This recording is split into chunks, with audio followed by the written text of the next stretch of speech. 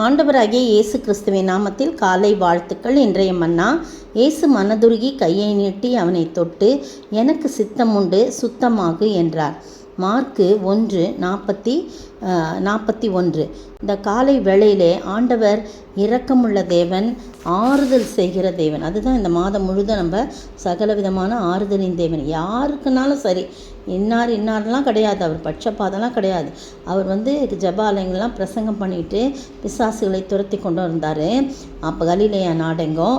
அப்போ ஒரு குஷ்டரோகி ஒருவன் அவரிடத்துல அவர் முன்பாக முழங்கால் படிட்டு, உமக்கு சித்தமானால் என்னை சுத்தமாக்க உம்மால் ஆகும் என்று சொல்லி வேண்டிக் கொள்கிறான். பார்த்தீங்களா, ஆறுதலற்ற ஒரு சூழ்நிலையிலே, எல்லாராலும் ஒதுக்கப்பட்ட ஒரு சூழ்நிலையிலே அந்த குஷ்டரோகி எல்லா சட்டத்திட்டங்கள்லாம் மீறி தன் முன்னால் முழங்கால் படிட்டு இப்படி கேட்குறானே, உமக்கு சித்தமானா என்னை சுத்தமாக்க உங்களால் கூடும், உங்களால் ஆகும்னு விசுவாசத்தோடு கேட்குறானே அப்படின்னு சொல்லி ஆண்டவர் உடனே அவன் மேலே மனதுருகி கையை நீட்டி அவனை தொட்டு, எனக்கு சித்தம் உண்டுப்பா, நீ சுத்தமாகு அப்படின்னு சொல்கிறார். பாருங்கள், உடனே அவர் அப்படி சொன்ன உடனே குஷ்டரோகம் அவனை விட்டு நீங்கிட்டு அவன் சுத்தமானான். அப்பொழுது அவர் அவனை நோக்கி, இதை நீ ஒருவருக்கும் சொல்லாதபடி எச்சரிக்கையாயிரு, ஆனாலும் நீ போய் ஆசாரியனுக்கு உன்னை காண்பித்து நீ சுத்தமானது நிமித்தம் மோசே கட்டளையிட்டிருக்கிறவைகளை அவர்களுக்கு சாட்சியாக செலுத்து என்று கண்டிப்பாக சொல்லி உடனே அவனை அனுப்பிவிட்டான்.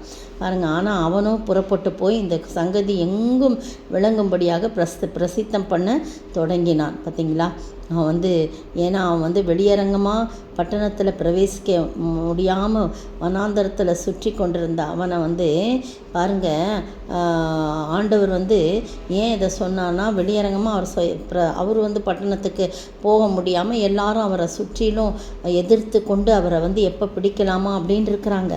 ஆனால் அவர் என்ன செய்கிறாரு, இந்த வெளியே வர முடியாத ஒரு சூழ்நிலையிலேருந்து இந்த குஷ்டரோகியை அவர் சுகப்படுத்தினார். எவ்வளோ பார்த்தீங்களா? அப்போது அதனால தான் யாருக்கும் சொல்லாதப்பா அப்படின்னா அவன் போய் என்ன பண்ணிட்டான், தாங்க முடியல. எவ்வளோ குஷ்டரோகியாக இருந்த என்னையை ஒரு நொடி பொழுதுல என் மேலே மனதுருகி என்னை தொட்டு, எனக்கு சித்தம் உண்டு, நீ சுத்தமாகன்னு எத்தனை பெரிய ஆறுதலை கொடுத்து என்னை இந்த பிரச்சனையிலேருந்து விடுதலையாக்கினாரே, அவரை எப்படி நான் சொல்லாமல் இருக்க முடியும்னு அவர் சொல்கிறத பார்க்குறோம். நம்ம இந்த அருமையான வேளையிலே, நீ போய் யாருக்கும் சொல்லாதப்பா, நீ போய் ஆசான்கிட்ட மட்டும் காட்டி இதுக்குரிய காணிக்கைகள் நீ செலுத்தி நீ பாட்டுக்கு போகலான்னு சொல்லி அனுப்புகிற. தன்னை எதுவுமே பிரகடனப்படுத்தி கொள்ள அவர் விரும்பவே இல்லை. ஆனால் பாருங்கள், என் மனதுருக்கமுள்ள தேவன், ஆறுதல் செய்கிறது எவ்வளோ ஒரு ஆறுதலான வார்த்தை. எனக்கு சித்தம் உண்டுப்பா, நீ சுத்தமாக என்கிட்ட வந்துட்டல்ல அப்படின்னு சொல்லி அவனை தொட்டு யார் தொட முடியும்? குஷ்டரோகியை தொட்டு, உன்னை கையை நீட்டி தொட்டு மனதுருகி இந்த காரியத்தை செய்கிறார். இந்த அருமையான வேளையிலே பாவ குஷ்ட ரோகிகளாய் காணப்பட்ட நம்மை கூட அவர் மனதுருகி தொட்டு தம்முடைய இரத்தத்தினாலே கழுவி சுத்திகரித்து, அவன் கேட்ட உடனேயே சொன்னது செய்தது போல நாமும் அவருடைய சமூகத்தில் விழுந்து பணிந்த, ஆண்டவரே என் பாவ குஷ்ட ரோகத்திலிருந்து எனக்கு விடுதலை கொடுங்க அப்படின்னு கேட்கும்போது, பாவ குஷ்டத்திலிருந்து நமக்கு விடுதலையாக்கி மனதுருகி நம்மை தொட்டு நம்முடைய இரத்தத்தினாலே கழுவி சுத்திகரித்து மகனாய் மகளாய் நம்மை மாற்றிக்கொள்வார். பிரியமானவர்களே, அந்த பாக்கியத்தையும் அந்த ஆறுதலையும் அந்த மனதுருக்கத்தையும் நாமும் பெற்று வாழ ஆண்டவர் தாமே கிருபை செய்வாராக. ஆமேன்.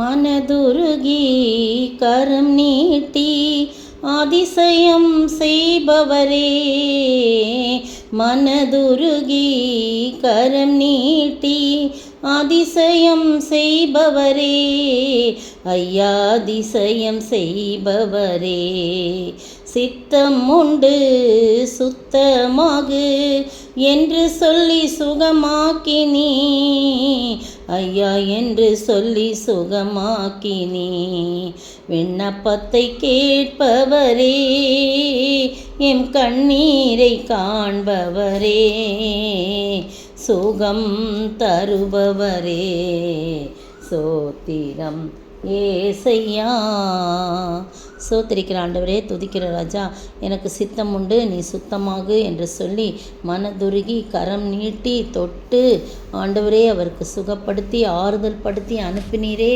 அதற்காய் ஸ்தோத்திரம் ஆண்டவரே. பாவ குஷ்ட ரோகத்தில் காணப்பட்ட எங்களை ஆண்டவரே தகப்பனே, நீர் இம்மட்டுமாய் இந்த இரத்தத்தினாலே கழுவி எங்களை தொட்டு சுகமாக்கி விடுதலை கொடுத்து உம்முடைய மகளாய் மாற்றிக்கொண்டிரே ஸ்தோத்திரம். இந்த குஷ்டரோகி சுகம் பெற்றவுடன் உடனே போய் பார்க்கிற இடங்கள்லாம் போகின்ற இடங்கள்லாம் போய் ஆண்டவரே கர்த்தாவே இந்த சங்கதியை எங்கும் சொல்லி உம்முடைய நாமத்தை பிரஸ்தாவப்படுத்தினது போல நாங்களும் கூட கர்த்தாவே பாவ சேற்றில் வாழ்ந்து கொண்டிருந்த எங்களை நீர் விடுதலையாக்கினீர் என்ற அந்த ரட்சிப்பின் செய்தியை எல்லா இடங்களுக்கும் சொல்லி உம்முடைய நாமத்தை மகிமைப்படுத்த நீங்கள் உதவி செய்யுங்க.